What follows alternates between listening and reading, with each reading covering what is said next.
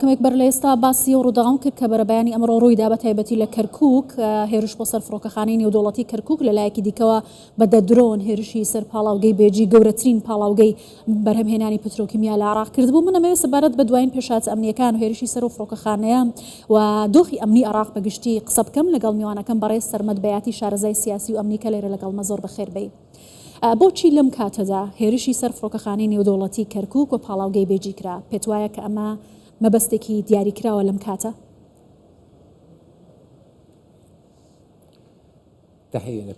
سڵاو لە ئێوە و لە بینەرانی باڕێز بینەرانی ئەو کەنەڵە جوانە بابەتەکە تەنیا لە بەرەبیانی ئەمڕۆ دەستی پێ نەکردووە دوای ڕاستەوخۆ دوای ڕاگەاندنی ئاگربەستی نێوان ئیسرائیل و ئێران دەستی پێ کردووە و هێرش کرایە سەر ڕادارەکانی عێراق لە تاجی لە ناسریە دواتریش لە عین ئەسەد و فڕۆکەخانەی بەغدا. بەڵام هەموو ئەمانە تەنها ڕادارەکانی کردە ئاماج. گرنگ ئەوەیە بابەتەکە کۆتایی هات. ئەمڕۆ دەبین بەرەبەیانی ئەمڕۆ بیستمان کە فڕۆکەخانەی کەرکووک لە بەشەو کرایە ئاماج لەوانەیە فڕۆکەخانەی فڕگەی سەربازی دوو موشکی بەرکەوت و موشکێکیش بە فڕۆکەخانەی مەدەنی کەوت. کێشەکە لەوەدایە کە ملیمەکەی گەورە بوو واتە ئامە لەلایەنێکی دیاریکراوە بووە. دواتر لێرەدا چەند ڕوونێک بوون کە پاڵاوگای بێجیان کردە ئامانج. ئەوانە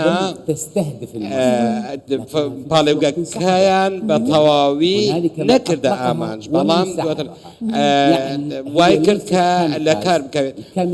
واتە ئێمە پێی دەڵێن کامیکاس ئەوە ناوی ئەو درۆنەیە کە پێیان دەڵێن. بەڵام هێشتا دیار نییە چ لایەنێکم هێرشانەی ئەنجام داوە. بەڵام پێت وایە کە ئەمە دەستێکی ناوخۆی لە پشت بێت لە کاتێکا کە گوشاریان لەسرە ئەیانەوێت بەم شێوازە کاردانەوەیان بەرابەر بە گوشارە دەرەکیەکان هەبێت؟ سیرکە تا ئێستا لێژنەیەکی لێکۆڵینەوە هەیە. هیچ کەسێک نازانێت لەکوێ ئەو درۆنانە هەڵدراون. بەڵام من تشک دەخەمە سەر بابەتێک لەگەڵ ئەو هێرشانە هەروەها هێرشی کرایە سەر کەمپێکی زاخۆش لە هەمان کاتدا. واتە هیچ هەماهەنگیەک لە نێوان هەردوو هێرشەکەدا نییە. ئەو هێرشاندا نییە چ لە دەرکار لە زاخۆ یاخۆت فڕۆکەخانەی کەرکووک یاخۆت بێجی. لێرە ئەمە جۆرێک لە پشێوی لە دەرووندا دروست دەکات. من پێت دەڵێم بەرپرسی ئێستا وەکو من وەکو پسپۆڕێکی ئەمنی بەرپرسیارەتەکە دەخەمە سەر ئەوەی کە کۆنتڕۆلی ئاسمانی عێراقی کردووە پێویستە بە تەواوی کۆنتڕۆل بکات. ئەمە شتێکی لۆژیکیە کە هاوپەیمان نێودەوڵەتی نەزانێت کە لەکوێوە ئەو هێرشانە دەکرێن و بەر لە 4-5 ڕۆژ کە بینیمان درۆنێک ئاراستەی ناوچەکانی دیکەی هەولێر کران. من وەکو خۆم من دەڵێم دەبینم کە لایەنێکەیە دەیەوێت عێراق بەرەو کێشەیەکی دیاریکراو ببات. من ترسی من ئەوەیە کە ئامانجیان لێدان بێت لە ژێرخانی فڕۆکەخانەکان پاڵێوگاکان و شوێنە گشتێک. تا ئێستا من گومانم هەیە بەڵام ناتوانین بڵێن کە ئێمە چاوەڕێی بەیاننامەی ئۆپەراسیۆنی هاوبەش بکەین بەڵکو چاوەڕێی بەیاننامەی حکوومەت دەکەین کە عێراق پەلکێشی نێو ئەم ململانێ و ئاڵۆزیانەدا بکات. ئەو لایەنە چ قازانج و بەرژەوەندێکی هەیە لە کەوتنە ناو ئاڵۆزیەکانی عێراقەوە و پێت وایە ئەو لایەنە هان دەدرێت کە ئەمە بکات یا بەرنامەی پێشوەختەی داناوە بۆم بابەتانە؟ سیرکە خات و گوڵباخ من پێت دەڵێم ئێران کاتێک هاتە ئەو جەنگە لەگەڵ ئیسرائیل ئێمە تووشی شۆک بووین من و تۆ و هەموو هاوڵاتیان بیستمان کە ئەو هەموو سیخڕەک زۆرە لە ناو ئێران هەیە. من ترسی ئەوەم هەیە بۆچی؟ چونکە من ئەمڕۆ پرسیارم کرد هاوڕێی زۆری هەیە لە گروپە چەکدارەکان ئەو گروپ و ئەو گروپ پێی دەڵێت ئایا ئێوە پاڵپشتی ئێمە دەکەن و پێی گوتووە ئامانجی چییە؟ ئامانجیان چییە؟ گروپە چەکدارەکانی مقاومەی ئیسلامی ئەوان گوتیان ئێمە ئەگەر بەرپرسی ئەو هێرشانە بان خۆمان ڕامان دەگەیان بەڵام چه بەرژەوەندیەکمان لەو هێرشاندا هەیە هات و گوڵباخ ئەو سێ هێرشانێک کە باسم کرد هیچیان لەوی دیکە نەدەچوو لە فڕۆکەخانەی سەربازی یاخۆت مەدەنی لە کەرکووک و کەمپی ئاوارەکان لە زاخۆ و لە بێجیش لەو شەڕە 12 ڕۆژەی نێوان ئیسرائیل و ئێران ئەگەر ئاماژە پێ بکەین عراق و هەرمی کوردستانیش پێلایەن بوون بێدەنگ بوون تەنانەت هەوڵیاندا کە گرژەکانی نێوانیان کەم بکەنەوە وەکو لایەنێکی شەڕ بەشداریان نەکرد کاتە بۆچی مەترسی سەر ئەم لایەنە بێت